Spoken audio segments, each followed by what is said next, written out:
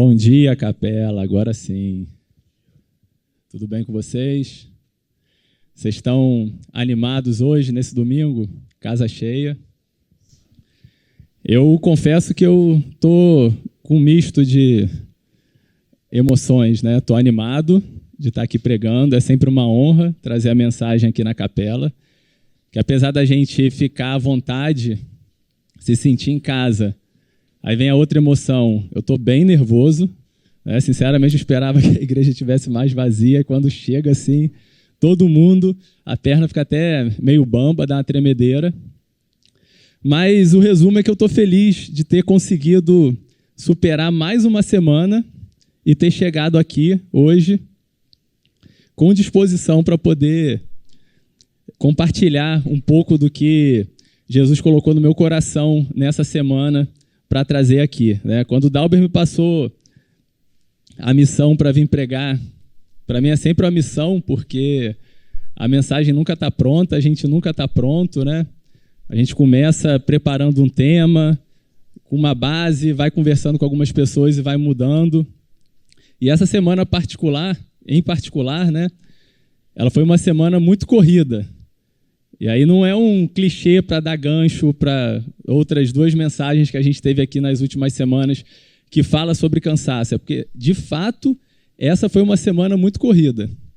Na quarta-feira, eu achei, sinceramente, que eu não ia conseguir sobreviver, porque eu acordei praticamente de madrugada, a minha filha estava viajando, ia chegar de viagem, tive que ir para o Rio para buscar ela, e aí todo aquele estresse para se deslocar, né, até o Rio, voltar dirigindo, e aí o cansaço já batendo, e aí chega em casa, aquela alegria de estar em casa e também o caos que já começa a se instaurar, abre mala, aí distribui os presentes, aí o irmãozinho dela, o Raul, já mete a mão nos presentes, nas coisas dela para querer pegar para ele, aí já começa os primeiros conflitos, vai resolvendo o conflito.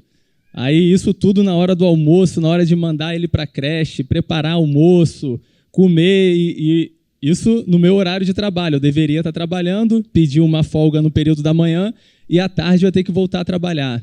Então, de tarde, peguei no trabalho, aí acumulou, né, um monte de coisa que eu tinha que ter feito de manhã, deixei para fazer à tarde, fui até de noite. E aí, quando chegou mais 8 horas que eu terminei o trabalho, eu ia para o treino do cross, no CrossFit. Eu até falei uma frase rara para a Cíntia, né, que ela não está acostumada a ouvir. Eu falei, amor, hoje eu não vou para o cross, não. E aí, depois disso, ainda tem, né, toda aquela missão que quem é pai aqui sabe, né? Pai e mãe, né, não só os pais. Que aí dá banho nas crianças, coloca as crianças para dormir, né, dá janta, a gente tem que comer também. E aí fui dormir, já era lá para as 10h30 da noite. Já estava esgotado. Normalmente eu durmo mais tarde. Nesse dia, para ter uma ideia de como eu estava cansado, eu não assisti nem o jogo do Flamengo, que é uma outra coisa rara também, né? Eu ter conseguido dormir no meio do jogo. Só que no outro dia, cara, eu acordei, eu estava zerado, eu estava novinho, porque eu dormi cedo. Então, no outro dia, quando eu acordei, eu estava novo em folha. E eu estava com uma sensação boa, apesar do dia anterior ter sido muito desgastante para mim. E eu parei assim de manhã e fiquei pensando, falei, será que tudo que eu fiz valeu a pena? Será que esse dia super corrido, esse estresse, esse cansaço que eu tive, será que ele foi bom para mim? E aí tem um ponto, né, que eu classifico assim, tem o cansaço que ele é um cansaço produtivo e tem o cansaço que é o cansaço improdutivo. Isso é uma teoria minha, tá? Não sei se tem escrito em algum lugar, mas é uma teoria minha. O que o cansaço improdutivo ele faz com você? No outro dia, quando você acorda, se aquele dia foi pesado, se aquele dia foi exaustivo, mas que você não produziu nada, você acorda mal. Eu, pelo menos, acordo assim, com uma sensação assim, cara, o dia foi tão cansativo, mas parece que eu não fiz nada. Por outro lado, quando o cansaço é produtivo, no outro dia eu acordo bem, acordo feliz, acordo bem disposto, acordo com as energias renovadas, né? E foi isso que aconteceu comigo. Eu falei, cara, eu fiz tanta coisa. Se pegar um extrato de tudo que eu fiz ontem, eu fiz muita coisa. Mas foi bom. Valeu a pena ter feito isso. Então, a minha conclusão, né, para esse dia, né, eu falei, foi a minha super quarta, né? A minha conclusão para isso foi que valeu a pena. O meu cansaço valeu a pena. E aí, quando eu acordei no outro dia, né, depois de ter feito isso, peguei o celular, abri o ge.com, óbvio, para ver o resultado do jogo, e vi que o Mengão também tinha feito a parte dele. Eu falei, pô, valeu mais a pena ainda o dia de ontem. Foi muito bom. Então, qual a conclusão que eu chego aqui? Que o cansaço, às vezes, não é o problema. Porque tá cansado, todo mundo vai estar, um dia ou outro. O problema é o excesso desse cansaço. E também quando a gente coloca esse cansaço em cima de coisas que não são as nossas prioridades. E aí esse é o tema que eu queria entrar um pouquinho mais no detalhe com vocês hoje, né? Todo mundo aqui sabe o que são prioridades quando a gente fala da nossa vida, do nosso cotidiano? Quem aqui tem as suas prioridades bem claras, assim, bem definidas na sua vida? Fala assim, eu sei quais são as prioridades da minha vida. Vou dar o meu exemplo aqui. Para mim, as minhas prioridades são a minha família, o meu trabalho e cuidar da minha saúde. Então, esses 3 aspectos, se você me acompanhar, você vai ver que as minhas ações estão voltadas para essas prioridades. Pode ter e aí são tipos diferentes de prioridades, né? Você tem as suas prioridades que vão guiar a sua vida e você tem as suas prioridades que elas podem ser momentâneas. Então, é importante a gente saber diferenciar isso. Por quê? Por exemplo, pode ter uma fase da sua vida que a sua prioridade vai ser o trabalho. E aí você vai trabalhar igual um louco. Vai ser quase 24/7. Por quê? Porque você colocou um objetivo e aí você vai precisar focar nesse objetivo e talvez o meio para atingir esse objetivo seja o seu trabalho. Talvez você queira estar adquirindo um bem novo, né? Comprar uma casa, ou às vezes, mesmo por necessidade, você está com as contas atrasadas e precisa colocar mais energia. Não estou julgando aqui, sem fazer nenhum juízo de valor com relação a isso, mas às vezes essa é uma prioridade momentânea na sua vida. A sua prioridade de vida não pode ser trabalhar igual um louco, mas pode ter um momento da sua vida que essa vai ser a sua prioridade. Assim como cuidar da sua saúde. Talvez você esteja passando por um momento de alguma enfermidade, né? A gente teve alguns exemplos, tem alguns exemplos aqui na igreja, a Moreninha, né?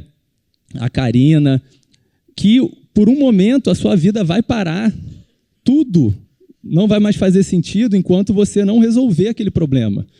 Às vezes é a sua enfermidade, às vezes é uma enfermidade, uma doença de alguém muito próximo a você e que aquilo vai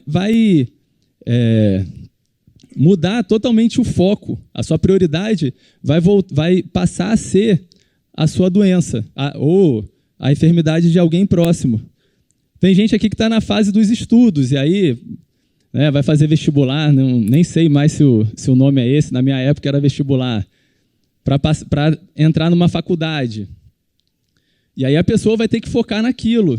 Os amigos vão ligar e falar, hoje eu não posso sair, não posso te encontrar, porque a minha prioridade aqui estão nos estudos. E sempre que a gente coloca foco em alguma coisa, a gente acaba tendo que, as nossas ações acabam tendo que refletir o nosso objetivo, indo naquela direção. E isso cansa a gente. Isso acaba gerando um cansaço na gente também. Então, cada um aqui tem uma prioridade.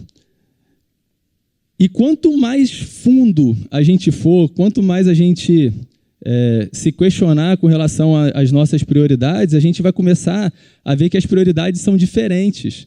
Elas são únicas e exclusivas de cada pessoa, porque tem prioridade que pode ter nome, tem prioridade que pode ter endereço, né? Então, cada um tem a sua prioridade aqui. E o importante é a gente saber quais são essas nossas prioridades. E nesse dia a dia, a gente sabe que algumas coisas que a gente vai fazer vão ser prazerosas e outras não vão ser tão prazerosas assim. Então, por exemplo, a sua família é a sua prioridade. Então, quando você estiver investindo tempo para você passear, né, para você se divertir com a sua esposa, com os seus filhos, com o seu marido, com as pessoas, com o seu ciclo de amizade mais próximo, isso vai ser prazeroso. Quando você tiver que fazer as tarefas de casa, né, lavar a louça, limpar banheiro, resolver os conflitos da família, isso não é tão prazeroso, mas tudo isso é necessário. E mesmo que essa rotina necessária cause um primeiro impacto, às vezes parecendo que é chato, porque nós, seres humanos, nós temos a tendência de achar que tudo que fica repetitivo é chato. Então, a gente tem uma sede por coisas novas. A gente sempre quer alguma coisa nova. Às vezes, o meu emprego, quando eu entrei nele, era a melhor coisa do mundo. Depois de alguns anos trabalhando, você já fica assim, cara, será que é isso mesmo que eu quero fazer? Todo dia a mesma coisa, acordar, essa rotina, né? O casamento fica assim, o casamento, às vezes a gente fala, cara, o meu casamento está monótono, né? Acho que a única coisa que não fica monótono são os filhos, porque cada dia é uma aventura diferente. Mas, de um modo geral, na nossa vida, tudo que vira rotina para a gente acaba ficando chato. E aí entra, de um lado, a nossa rotina, que vai sugando a nossa energia. De outro lado, a nossa necessidade de tentar buscar coisas novas e um paredão chamado cansaço. E a gente não consegue passar daqui para cá e a gente não consegue navegar entre esses dois ambientes. Porque para a gente também é necessário ter novidades, ter coisas novas na nossa vida. Então, quem aqui, às vezes, tem a sensação de que os dias estão ficando mais curtos, né? A gente fala, às vezes, 24 horas não é mais suficiente. Já tinha que adotar uma política de 30 horas por dia, né? Como para revelar um pouco a idade, aí, a propaganda de um banco. Os mais novos não vão saber, né? Que tinha 30 horas. Ele já estava prevendo o futuro, que a nossa rotina nos dias atuais, a gente pensa, né? Cara, precisaria de mais tempo hoje para eu conseguir resolver tudo que eu tenho que resolver. E aí um ponto que eu coloquei aqui, né? Que se todos os meus dias fossem iguais àquela quarta-feira, eu não sei se eu conseguiria chegar aqui se eu tivesse mais 2 dias seguidos igual a quarta. Talvez eu entrasse num esgotamento mental, né? Por isso que muita gente hoje acaba tendo o que chamam, né, um nome bonito, um burnout, né? Que é um esgotamento. A pessoa tem vários dias seguidos de altíssimo nível de estresse e ela não consegue se desligar, ela não consegue tentar, né, navegar entre esses dois ambientes da rotina com o que é novo, com a novidade. E aí o corpo dela fala, ó, você não consegue desligar, eu vou te desligar. Vai lá na chave geral e pum, desliga tudo. Então, um ponto para a gente refletir aqui. Será que ao invés da gente precisar de mais tempo, a gente não precisa só reordenar ou ordenar, talvez, né, as prioridades nas nossas vidas? Será que às vezes a gente não está focando naquilo que não é essencial e está focando em 1001 outras coisas e deixando esse cansaço, esse estresse consumir a gente? Será que a gente não precisa parar, respirar e recalcular a rota, né? Mudar a direção, falar assim, ó, não é para cá que eu tenho que ir, eu preciso mudar de direção. Porque talvez só acrescentar mais tempo na sua vida, o que vai acontecer é que você vai acrescentar mais atividades, porque se você não mudar o seu estilo de vida, quanto mais tempo você tiver, mais você vai se cansar tentando preencher aquele tempo, né? É igual dinheiro. Nesse quesito, o tempo é igual dinheiro. Se você ganha mais dinheiro, mas você não tem objetivos claros e traçados, você vai pegar esse dinheiro a mais que você ganhou e você vai colocar ele para amplificar os seus gastos, aquilo que você já gasta. Se você gosta de viajar e você ganha mais dinheiro, você vai gastar com mais viagens, né? Se você, por exemplo, tem um custo de vida mais elevado e você ganha mais dinheiro, você vai aumentar um pouquinho mais aquele seu custo de vida. E com o tempo, a gente faz isso também. E um bom exemplo para a gente olhar é sempre para Jesus, né? Jesus teve vamos falar assim, um ministério meteórico aqui na Terra de 3 anos, que abalou a estrutura da humanidade, né? Tanto que a gente divide antes de Cristo e depois de Cristo. A gente divide o tempo na história dessa forma. E eu não vejo Jesus, com tudo que ele fez, você lê todos os evangelhos, parecia que o dia de Jesus tinha essas 30 horas, porque ele estava num lugar, daqui a pouco ele estava no outro, e ele se movimentava, e tinha um cara que ele curava aqui, e tinha uma família que ele dava assistência, e chamava um discípulo no canto para conversar. A vida dele era super movimentada. Mas não tem nenhum versículo na Bíblia que fala assim, e Jesus nesse dia estava cansado. Jesus nesse dia aqui, ele falou, hoje eu não vou fazer nada. O que Jesus fazia? Quando o nível de estresse dele aumentava, quando as situações começavam a pegar fogo, ele simplesmente se retirava. Ele se retirava e ia buscar o Pai. Ele ia orar. Tem aquela passagem, né, que os discípulos estão no navio e ele vem no barco e ele vem andando. Ele tinha se retirado antes para orar. E aí no meio da tempestade ele aparece simplesmente. No meio da tempestade Jesus está pleno, está calmo, ele está tranquilo. E aí vamos abrir a Bíblia em Lucas 10, que eu queria ler junto com vocês aqui. Lucas 10, versículo 38. Que a Bíblia vai contar a história de Marta e Maria. Eu confesso que eu já ouvi algumas pregações, né, falando sobre Marta e Maria. Vou tentar não ser repetitivo, mas o versículo, essa passagem, ela sempre leva a gente a essa reflexão. Eu acho que é importante. Ele começa assim: caminhando Jesus e os seus discípulos chegaram a um povoado onde certa mulher chamada Marta o recebeu na sua casa. Maria, a sua irmã, ficou sentada aos pés do Senhor, ouvindo o que ele dizia dela. Marta, porém, estava ocupada com muito serviço. Então, aproximando-se dele, perguntou: Senhor, não te importas que a minha irmã tenha me deixado sozinha com o serviço? Diz a ela que me ajude. Respondendo o Senhor a Marta: Marta, Marta, você está preocupada e inquieta com muitas coisas. Contudo, apenas uma é necessária. Maria escolheu a boa parte, e esta não lhe será tirada. Então, aqui nessa passagem, Marta estava cumprindo o papel social dela naquela época, que era o quê? A mulher precisava ser hospitaleira para todos os convidados, né? A sociedade esperava que ela cuidasse da casa. E quando ela recebe Jesus, que ela entende que é uma figura importante, ela quer fazer o melhor dela para atender Jesus. Então, ela pega todo o serviço que tinha que fazer para poder atender Jesus. Jesus nunca andava sozinho. E aí ela coloca o foco dela naquela atividade. E Jesus não repreende ela por ela estar fazendo isso.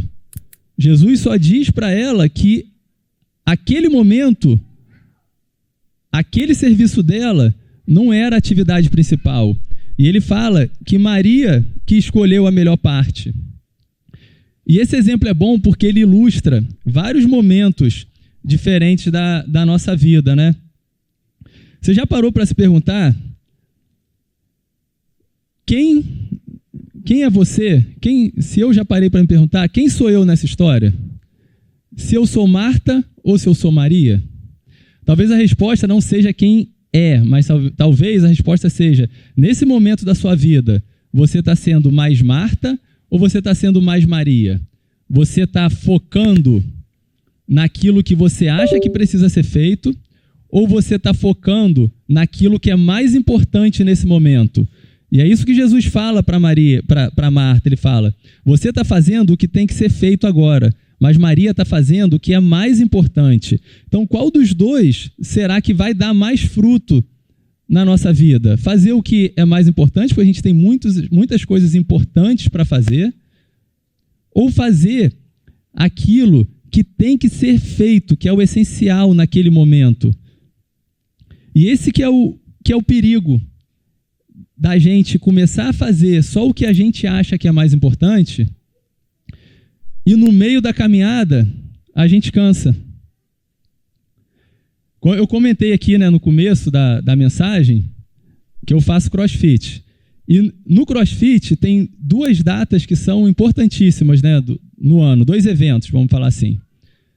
O CrossFit, para quem não sabe, é uma modalidade esportiva, e ele tem o Murphy, que é um desafio que dura em torno de 50 minutos aí para o Fernandão, 1h10, né? O pessoal que é mais iniciante. E ele tem o Open, que são 3 datas. É um desafio que o Open ele é dividido em 3 etapas diferentes, então são 3 sexta-feiras e cada atividade leva entre 10 e 20 minutos no dia para você fazer. E aí engana-se quem acha que fazer 10 minutos é mais fácil do que fazer 1 hora de exercício. E nessas atividades, né, nesses desafios, eles são compostos por alguns exercícios que a maioria deles, quem já pratica o CrossFit, acaba dominando aquela técnica, né, sabe fazer o movimento correto. Então, quando você olha a lista que sai, ela é divulgada e sai a lista dos exercícios que você vai ter que fazer para aquele desafio. Aí você olha aquela lista e você fala assim, fácil. Esse aqui, correr, eu sei correr.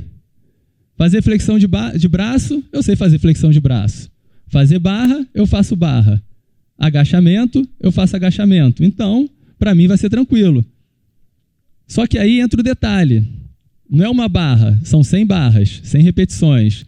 Não é uma flexão, são 200 flexões. Não é um agachamento, são 300 agachamentos. E por aí vai. Então, dependendo da carga, com a quantidade de repetições e combinado com a sequência de exercício,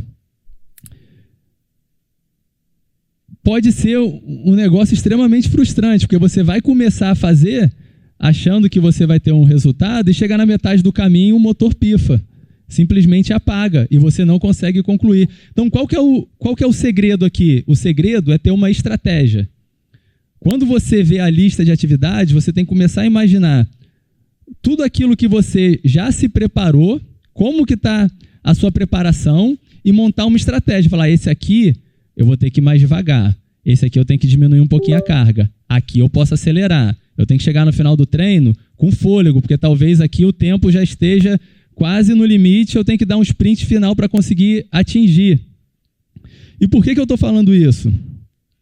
Porque na nossa vida é exatamente isso que acontece. Se eu começo a viver Zeca Pagodinho, né, no modo deixa a vida me levar, e vou só tentando matar os leões que vão aparecendo a cada dia, pode chegar numa parte do caminho que o leão me pega, porque eu já estou cansado. Aí o leão vai lá e pum, e todos os 30 leões que eu matei anteriormente não valeram de nada, porque eu vou ficar pelo caminho. Então eu preciso ter uma estratégia na minha vida, eu preciso ter meus objetivos alinhados. Dentro desses objetivos eu preciso colocar quais são as minhas prioridades e tenho que seguir. Eventualmente, a gente no meio do caminho vai cansar. Mas aí que entra o detalhe, que foi o que o Marcelo pregou aqui no domingo passado. Que quando a gente cansa, a gente não necessariamente tem que pegar nossas coisas e ir embora e desistir.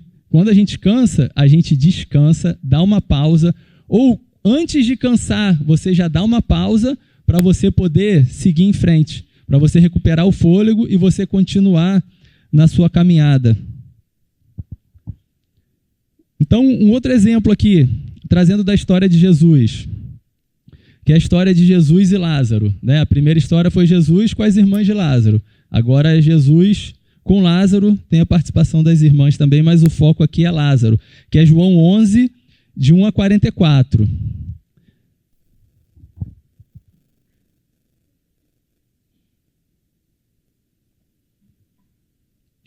Eu não vou ler de 1 a 44, tá, gente?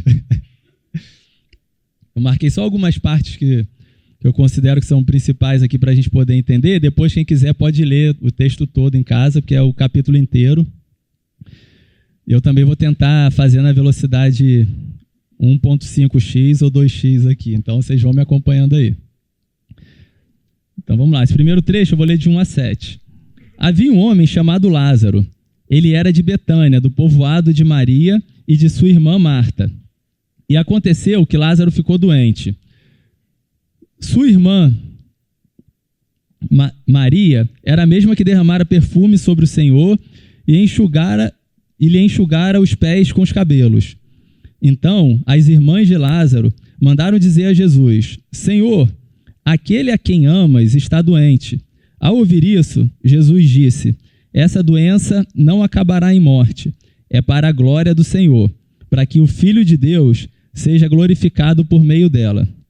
Jesus amava Marta, a irmã dela, e Lázaro. No entanto, quando ouviu falar que Lázaro estava doente, ficou mais 2 dias onde estava. Então, vamos guardar essas informações aqui, ó. Onde Jesus estava, ficava a 1 dia de distância de Betânia, tá? Essa informação aqui não tem na Bíblia, mas eu dei um chat GPT lá, ele me falou isso, eu vou acreditar. Então, ficava a 1 dia de distância de onde Lázaro estava. E Jesus, depois que recebeu a notícia que Lázaro estava doente, levou 2 dias para poder sair de lá. Tá? Então, versículo 17. Ao chegar, Jesus verificou que Lázaro já estava no sepulcro havia 4 dias. Ou seja, quando Jesus chegou lá, Lázaro já tinha partido.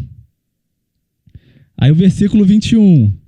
Desculpa aí que eu te confundi aí, tá, Elton? Versículo 21, não estava ali que eu não passei isso aqui para ele. Disse Marta a Jesus: Senhor, se estivesses aqui, meu irmão não teria morrido, mas sei que mesmo agora Deus te dará tudo o que pedires. Aí vamos lá para o 28. Isso aí foi Marta que falou para Jesus, agora Maria. Ó. E depois de dizer isso, Marta foi para casa, né? E chamando Maria, disse: o mestre está aqui, está chamando você. Ao ouvir isso, Maria levantou-se depressa e foi ao encontro dele.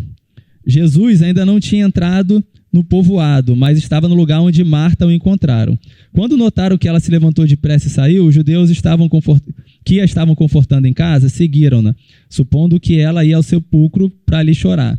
Chegando ao lugar onde Jesus estava e vendo, Maria prostrou-se aos seus pés, ela repetindo o que ela já tinha feito lá em Lucas 10, e disse: Senhor, se estivesses aqui, meu irmão não teria morrido.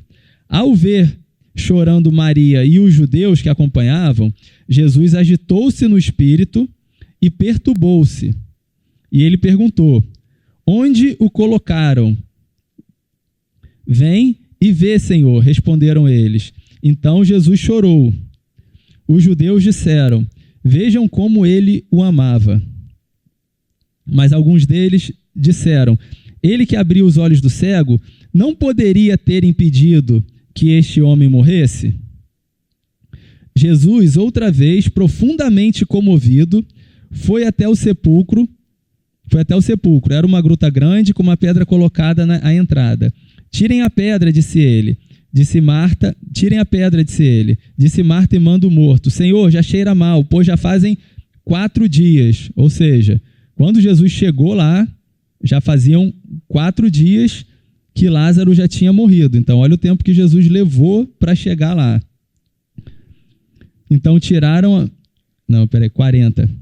Disse-lhe Jesus: não lhe falei que, se você cresce, veria a glória de Deus? Então tiraram a pedra. Jesus olhou para cima e disse: Pai, eu te agradeço, porque me ouviste. Eu sabia que sempre me ouves, mas disse isso por causa do povo que está aqui, para que creia que tu me enviaste. Depois de dizer isso, Jesus bradou em alta voz: Lázaro, venha para fora. O morto saiu com as mãos e os pés envolvidos em faixa de linho e o rosto envolto num pano. Disse-lhe Jesus: tirem as faixas dele e deixem-nos ir. Então, a história é um pouquinho longa, mas quais pontos aqui que eu queria focar? Que primeiro, Jesus ele estava a 1 dia de distância de onde Lázaro estava. Só que Jesus provavelmente levou, de quando ele recebeu a notícia até chegar lá, ele levou mais 3 dias. Ele precisaria levar 1. Então ele levou 3 dias para chegar. E ele fez isso deliberadamente. Porque quando ele recebeu a notícia, a Bíblia fala que ele quis esperar mais 2 dias. E por que Jesus fez isso, né? Eu acho que essa é a pergunta. Por que Jesus atrasou a ida? Se era um assunto de extrema importância, extrema urgência. Tem alguém morrendo. Senhor, vai lá. Tem um cara morrendo. Ele fala assim, não vou esperar mais um pouquinho aqui e daqui a pouco eu vou. Porque ele fala mais na frente no texto, depois vocês podem ler em casa com mais calma, que aquela situação de Lázaro tinha um propósito maior do que simplesmente ele ir lá e curar Lázaro. Betânia ficava estrategicamente posicionada no meio do caminho ali. Então Betânia ficava a uns 3 quilômetros de Jerusalém. Então era comum as pessoas passarem por Betânia. Então ali acabou sendo um grande, pelo perdão da palavra, mas um grande palco para Jesus revelar, naquele momento que já se aproximava da crucificação, para ele revelar que o reino de Deus já estava se aproximando. Tanto que quando a gente lê a continuação desse texto, os judeus ficam furiosos com Jesus por causa disso, porque ele ressuscitou Lázaro. Então ele usa essa situação para revelar a glória de Deus. Então às vezes a gente acha que Deus está atrasado na nossa vida, mas Deus não está atrasado. Isso é até um clichêzinho, né? Deus não está atrasado, ele está trabalhando, ele está agindo no tempo certo. É porque a gente acha, o nosso pensamento é lógico. Se tem uma pessoa enferma, tem outra pessoa que pode curar aquela enfermidade, por que raio essa pessoa não vem daqui para cá e cura? Mas com Jesus é diferente. Então, a matemática de Jesus é totalmente diferente da nossa matemática de falar assim, não, 1 dia para cá, 2 para lá, 3 para cá, 4, ressuscita, cura, volta. Jesus ele faz as coisas do jeito dele. Por quê? Porque o propósito dele sempre foi muito maior do que as necessidades momentâneas. Jesus ele tinha muitas necessidades. A gente não pode pensar que para Jesus era fácil, que ele tomou essa decisão racionalmente, falou assim, sem emoção, vou deixar Lázaro morrer, vou deixar as irmãs dele sofrendo lá, vou criar o caos e depois eu chego lá como salvador da pátria, né? Com um passe de mágica, eu ressuscito o morto e saio bem pra caramba na foto. Não é isso que Jesus está fazendo. Jesus ele era 100% humano. Né? Quando a gente pensa nisso, a gente está pensando só que ele era 100% Deus, mas Jesus ele era 100% humano. Eu imagino o quanto que não deve ter sido difícil para Jesus cumprir o propósito dele naquela situação. Porque a Bíblia fala várias vezes aqui, não sei se vocês repararam, fala várias vezes que Jesus amava muito Marta, amava muito Lázaro, amava muito Maria, que ele era muito próximo dos dois, não era a primeira vez que ele estava lá. Então, Lázaro parecia ser um grande amigo de Jesus. Né? Então, para Jesus, isso não foi fácil. Ele lidar com esse turbilhão de emoções. Uma hora ele teve que lidar com informação de que Lázaro estava mal, ele teve que lidar com os próprios sentimentos, ele tinha que lidar com o pensamento dele, que falava assim, não, mas o pai não me mandou fazer dessa forma, me mandou fazer de um outro jeito, eu tenho que esperar, eu tenho que ficar aqui, eu não posso ir agora. E é igualzinho com a gente, é igualzinho. Essa inteligência emocional, né, de Jesus é muitas vezes o que a gente precisa. No meio do turbilhão, a gente precisa ter essa inteligência de falar assim, não vou agir agora, não vou dar esse passo dessa vez aqui, não vou fazer isso, eu vou falar não. Vão me chamar para fazer alguma coisa, eu vou falar não, não quero. Pô, mas vai ser muito legal, você precisa fazer isso. Não, não quero, não está alinhado com os meus objetivos. Senão a gente acaba entrando de novo, né, naquela espiral da loucura. A gente acaba vivendo os dias como se eles fossem todos iguais. Os dias acabam ficando totalmente parecidos, né? Vira aquela correria, você acorda, aí você já se arruma, você já vai para o trabalho, daqui a pouco você tem que comer, daqui a pouco você chega do trabalho, aí você vai fazer suas coisas, aí você volta, dorme de novo, e você vai repetindo esse ciclo e não acontece nada de novo. Você não está vendo os resultados com os objetivos que você traçou. Então, se Jesus soube equilibrar missão e emoção, nesse caso, a gente também pode aprender com ele. Não é que se Jesus conseguiu, a gente necessariamente vai conseguir, tá? Porque uma coisa não tem nada a ver com a outra. A gente pode e deve aprender com ele, mas não significa que aprender que o resultado vai ser fácil, vai ser direto, né? Aprender significa a gente se debruçar e começar a pensar, tirar tempo e pensar, cara, como que Jesus agiu nessa situação? Né? Às vezes a gente traz alguns temas aqui para pregação na capela, que o tema às vezes parece uma pregação mais coach, né? Vai lá, você vai conseguir, vambora. Mas não é isso. São temas porque a gente está entrando a fundo nos problemas cotidianos, que era o que Jesus fazia no tempo dele. Por isso que ele falava em parábolas, porque as pessoas se identificavam com ele na linguagem dele. Era uma linguagem bem simples para as pessoas mesmo, para todo mundo entender que ele entendia o lado das pessoas.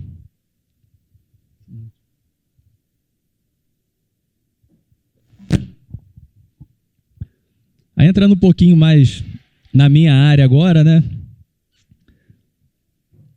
Acho que o Luan também vai manjar um pouquinho disso, que existe um princípio chamado princípio de Pareto, ou a regra 80-20. Então, por que eu estou falando disso aqui? Porque no mundo corporativo, né, isso é um sinônimo da gente saber priorizar as atividades para buscar a eficiência. Eficiência no tempo, eficiência em recurso. E como a gente está falando aqui de cansaço em prioridade, vou trazer só um pouquinho do que é esse princípio, né? É um princípio, ou regra 80-20, ele foi desenvolvido por Pareto, que foi um economista, sociólogo e engenheiro. Olha esse cara, hein? Esse cara dá até medo dele. Ele viveu no século XIX. E a teoria dele foi fundamentada com base na arrecadação de impostos da cidade que ele vivia. Ele começou a perceber que 80% do valor de impostos arrecadados vinham de 20% das propriedades. Então ele começou a estudar aquilo e, de forma empírica, ele foi extrapolando aquilo para outras situações do cotidiano. E aí essa regra ela diz que 80% dos resultados que a gente tem nas nossas atividades, de um modo geral, na nossa vida, no nosso tempo, ela provém de 20% do esforço que a gente coloca. Então, essa regra ela diz que se a gente colocar 20% da nossa energia numa atividade, pode ser que essa atividade dê um retorno para a gente de 80% do que são os nossos objetivos. Vamos falar assim, nosso objetivo é de 100%, 80% vem desses 20%. Traduzindo para o português, saindo do matematiquês e indo para o português aqui. Às vezes, a gente precisa fazer o básico bem feito para a gente conseguir ter os resultados que a gente quer na nossa vida. Às vezes, a gente não precisa de nada muito mirabolante. É lógico, a gente vai usar 100% do nosso tempo? Vai. Mas, às vezes, a gente precisa saber como usar o nosso tempo da melhor forma. Então, o que ele diz aqui é bem claro, que 80% dos seus resultados vão vir de 20% dos seus esforços. Então, quais são meus objetivos? Quais são as minhas prioridades? Tem como eu elencar essas minhas prioridades e eu determinar aonde eu quero colocar o meu foco? Aonde eu vou colocar a minha energia? Olha o caso de Jesus. Tudo que Jesus fazia era para quê? Era para apontar para o reino de Deus. E a maior obra que Jesus praticou aqui na terra, qual que foi? Foi a cruz. é a obra de Jesus, dentre todos os milagres que ele fez, dentre tudo que ele fez, a maior obra dele, a de maior impacto, sem a menor sombra de dúvidas, foi a obra da cruz. Então, você não vai ver o tempo todo Jesus falando de cruz, de cruz, de cruz, de cruz.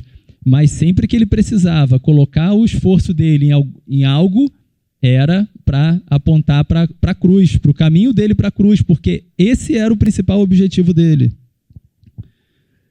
E aí a gente, caminhando já para o final, né? Como que a gente faz para poder ajustar o nosso rumo, né?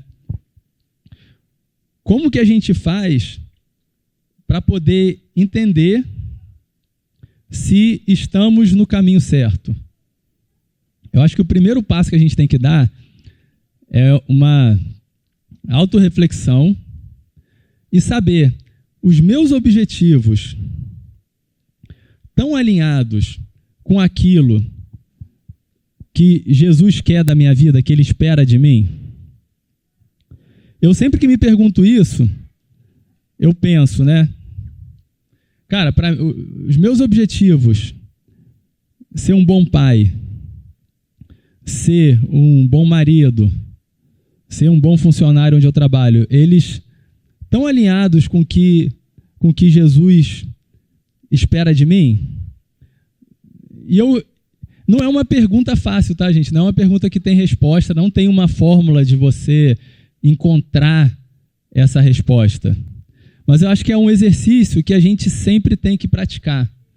Porque assim, se nós somos cristãos, se a gente crê no Espírito Santo, se a gente crê que Jesus está aqui, a gente tem que crer também que de alguma forma ele vai falar com a gente e ele vai direcionar a gente. Então, talvez tenham pessoas que o chamado é servir dentro da igreja. Talvez tenham pessoas que o chamado seja servir fora da igreja. Então, eu não quero entrar muito nesse papo de você tem que servir, né? Se o que Jesus quer que você faça é dentro do universo religião, porque não é. É na sua vida como um todo. A igreja também vai fazer parte, mas não é só isso, é muito mais. Então, a gente tem que praticar esse exercício, porque, como eu falei, cada um aqui é diferente. Então, cada um vai ter uma necessidade, uma coisa que arde mais no coração, uma coisa que você para e fala, cara, isso é para mim, isso é para mim. E aí, quando você começa a se conectar com Deus, com o Espírito, aquilo vai se confirmando para você. Então, o primeiro passo, acho que seria a gente entender isso. E depois que a gente entende isso, a gente crê que Jesus, ele entende as nossas limitações e as nossas dificuldades. Quando eu falo que a gente tem que aprender com ele, ele sabe disso, ele sabe o quão limitado nós somos, ele sabe que ele tem que pegar na nossa mãozinha, igual criança, que ele tem que andar com a gente, né? Que ele tem que ter paciência com a gente, porque a gente vai errar, a gente vai tropeçar, ele tem que ter paciência quando ele está andando com a gente, porque às vezes a gente vai empacar, vai fazer birra, igual criança faz, mas ele pega na nossa mão, ele não larga na nossa mão, ele sabe que às vezes a gente vai pensar em desistir, mas ele não desiste da gente, ele continua com a mão dada para a gente e continua caminhando, né? Quando eu estava até pensando nisso, assim, eu falei, cara, é exatamente como eu faço com meu filho, com os meus filhos, né? Você tem que pegar na mão, às vezes tem que pegar no colo, porque empacou e não quer sair, aí você vai com ele no colo, aí você vai conversando, você sabe que aquele negócio que ele está fazendo está totalmente errado, mas você tem que, de alguma forma, fazer ele entender que aquilo está errado, mostrar qual é o melhor caminho. Então, eu fiquei pensando assim, eu falei, cara, se eu, que sou, né, como naquela passagem na Bíblia, se eu que sou mau, se eu que sou ruim, que sou falho, sou pecador, sei dar o melhor de mim para o meu filho, imagina Deus, se ele não vai dar o melhor que ele tem para cada um de nós quando a gente se dispuser a falar assim, Senhor, preciso entender quais são as suas prioridades para mim, quais são os meus objetivos, o que eu tenho que fazer e como que eu vou dando o próximo passo. Me ajuda, me ensina porque eu não sei. E aí a gente entende que isso é uma caminhada longa, que os nossos objetivos apesar de serem diversos, provavelmente são objetivos a longo prazo, né? E que, assim como quando a gente joga uma semente, aquela semente demora, né, para crescer, e ela cresce em silêncio, até ela começar a aparecer, ela cresce em silêncio debaixo da terra porque ninguém está vendo. Assim também vão ser os nossos frutos ao longo do tempo, conforme a gente vai caminhando, conforme a gente vai andando, a gente vai lançando sementes na nossa vida, que são a energia que a gente coloca dentro das nossas prioridades, e daqui a um tempo a gente vai olhar para trás e vai ver que aquelas sementes que a gente lançou, que elas já floresceram, que elas já frutificaram, né? E eu entendo que isso vai ser uma coisa muito satisfatória para a gente, porque a gente vai entender que todo o cansaço, toda a nossa caminhada, que ela não foi em vão. E para finalizar aqui, eu queria deixar só um questionamento, que acho que pode ser discutido dentro dos grupos de conexão, ou para cada um poder refletir em casa, que está em linha com o que a gente conversou aqui, né? Que é, se identificamos que estamos sem prioridades ou focamos nas coisas erradas, como mudar de direção, ajustar o rumo e seguir em busca do meu propósito? Então, acho que vale essa reflexão aí durante a semana e poder discutir também dentro dos grupos de conexão. Por hoje, era isso. Então, eu queria orar com vocês aqui antes da gente poder partir para as nossas casas, claro. Senhor, meu Deus, muito obrigado, Pai, por esse momento aqui. Apesar de todo o meu nervosismo, o Senhor superou as minhas expectativas, Senhor. Não sei se atendeu as expectativas de quem estava aqui, mas as minhas expectativas o Senhor superou, porque cada palavra dessa aqui, Senhor, que foi pregada, vale para mim, Senhor. Na verdade, essa mensagem foi escrita para mim. Eu espero que outras pessoas possam usar, Senhor, nem que seja uma parte daquilo que foi colocado aqui, para que possam fazer diferença nas suas vidas, para que a semana deles seja diferente, Senhor, para que algo novo aconteça, Senhor, para aqueles que estão cansados, para aqueles que estão sobrecarregados, que eles possam buscar conforto em Ti, para aqueles que estão perdidos, Senhor, que não sabem muito o que fazer da vida, que o Senhor possa dar a direção, para aqueles que estão em dúvida, que já têm buscado o Senhor, eu peço para que o Senhor possa dar a resposta, Senhor, para que o Senhor possa iluminar o caminho de cada um de nós. No mais, Senhor, eu te peço que continue cuidando da gente, porque se a gente está aqui hoje é porque o Senhor cuidou de nós até aqui. Então eu peço que o Senhor continue cuidando de cada um de nós e que a gente possa ir para as nossas casas ainda, curtir esse finalzinho de domingo, Senhor, em família, com os amigos, da melhor forma possível, Pai. Muito obrigado. Assim eu oro e te agradeço em nome de Jesus. Amém.